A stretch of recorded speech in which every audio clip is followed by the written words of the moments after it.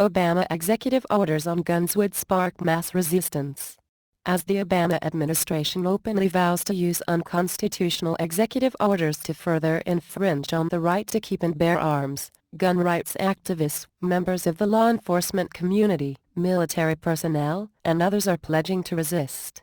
Everything from an armed uprising and nationwide civil disobedience to legal means of resistance like the courts and nullification is being openly discussed online and even in the establishment media. The president is going to act, pledged Vice President Joe Biden, who is leading an administration task force to further restrict gun rights in the wake of the Newtown massacre. Executive order. Executive action can be taken. We haven't decided what that is yet.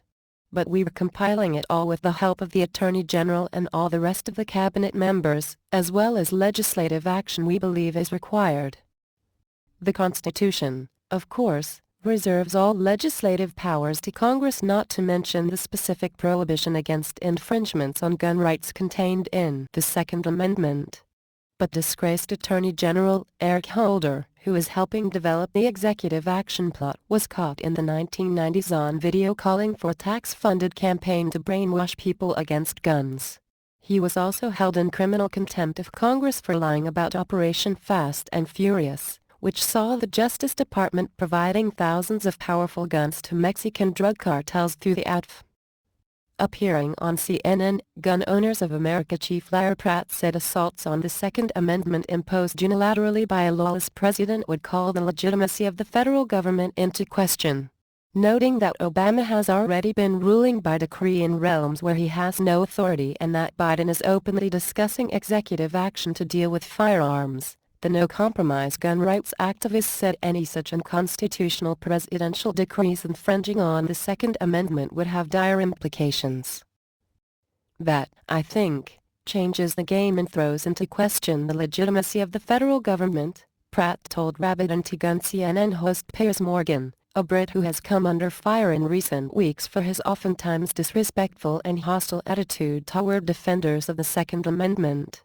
I would advise Mr. Obama to consider what happened to King George III when he was doing similar things against the American colonists.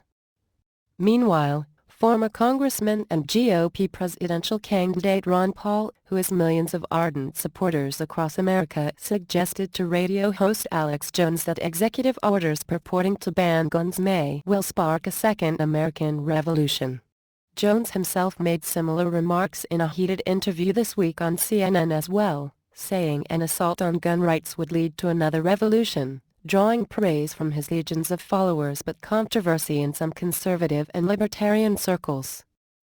During the interview, Ron Paul pointed out the hypocrisy of trying to infringe on the rights of Americans due to the actions of a murderer even as the Obama administration continues killing children all over the world using drones.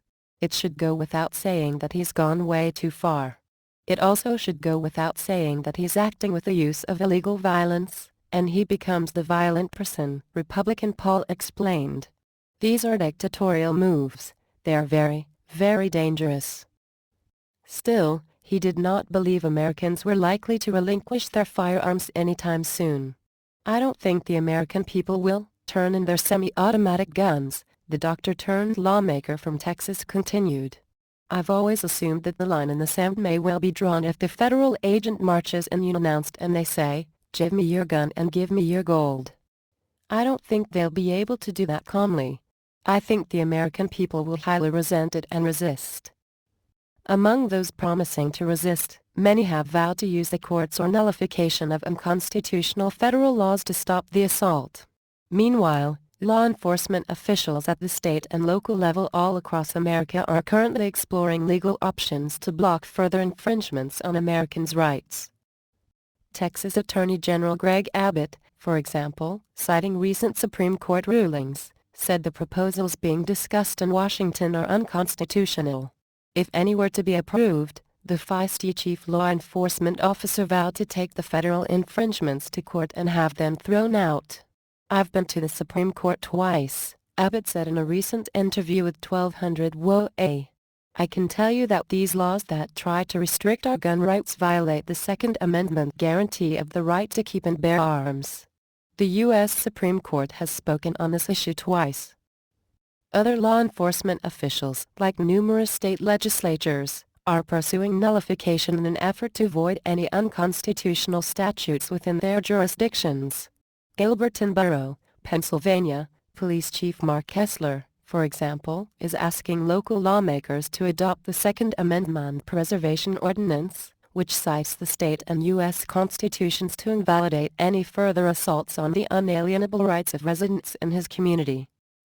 Hopefully this will spread like fire throughout the country and the people will stand up and say, you know what, enough is enough, and under the 10th Amendment, which grants the power of nullification of unconstitutional laws, we're going to recognize this as unconstitutional, we're not going to enforce it, we're going to make sure this doesn't happen, Chief Kessler told the New American in an interview, adding that the Second Amendment was clear. We want to do this peacefully. We don't want any kind of violence whatsoever. I'm totally against that. I just want to see a peaceful resolution to this. And under the 10th Amendment, hopefully we can accomplish this through the nullification process. Elected county sheriffs are also expected to be on the front line in any potential showdown between an out-of-control executive branch and the American people. Former Graham County, Arizona, Sheriff Richard Mack already has experience protecting residents in his jurisdiction from federal lawlessness. And he says that as the top law enforcement officers in their jurisdictions with power to arrest federal agents for violating the law, sheriffs have a duty to protect the people and their liberties. The sheriffs need to be united in letting the federal government know that we are not going to allow it, he told WorldNet Daily in a recent interview. Out of 200 sheriffs with whom I've met, I've only had one give me a wishy-washy answer. That one said he would try to take the federal government to court. Most of them have said they would lay down their lives first rather than allow any more federal control. They also said they would do everything they could to stop gun control and gun confiscation. If the federal government wants to start a new civil war, all they need to do is go ahead with gun confiscation. Gun Owners of America Chief Pratt agreed with Mack.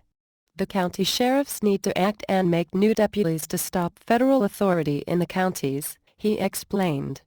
This is a defensible idea. He can deputize people to serve since they are the ones who voted for him to represent them. A lot of citizens would stand up for their Second Amendment rights if they were protected by the sheriff. Countless other analysts and activists have also warned that Americans would be engaging in peaceful resistance, refusing to register their firearms regardless of any new, unconstitutional statutes or executive edicts purporting to require it. For example, a group of law enforcement and military personnel known as Oath Keepers has all of its members pledged to uphold their oaths to the Constitution and never enforce unconstitutional orders, including assaults on the right to keep and bear arms. The people themselves will almost certainly resist, too, insist experts. The anti-gun hysteria and other crapola coming out of Washington could lead to massive civil disobedience throughout the United States, gun rights lobbyist and former National Rifle Association editor John Snyder was quoted as saying in the Law Enforcement Examiner. They're out of touch. It is time for the House of Representatives to slash the ATF budget or eliminate the agency. More than a few commentators have taken it a step further, promising armed resistance in the event federal authorities ever attempt to confiscate firearms, an unlikely prospect, for now at least. In a blog post that quickly went viral and appeared on countless sites around the internet, one gun rights activist even argued that citizens have a constitutional duty to resist any potential confiscation effort in the future by using force. If they come for our guns, then it is our constitutional right to put them 6 feet under. You have the right to kill any representative of this government who tries to tread on your liberty, wrote Dean Garrison with the DC Cool Office line in a controversial blog post that has since gone viral online, garnering hundreds of thousands of readers, maybe millions. To make myself clear, I will tell you again. If they come for your guns, it is your right to use those guns against them and to kill them. You are protected by our Constitution. Of course, nobody wants to see violence, as virtually every prominent gun rights activist and supporter of the Constitution has said on numerous occasions.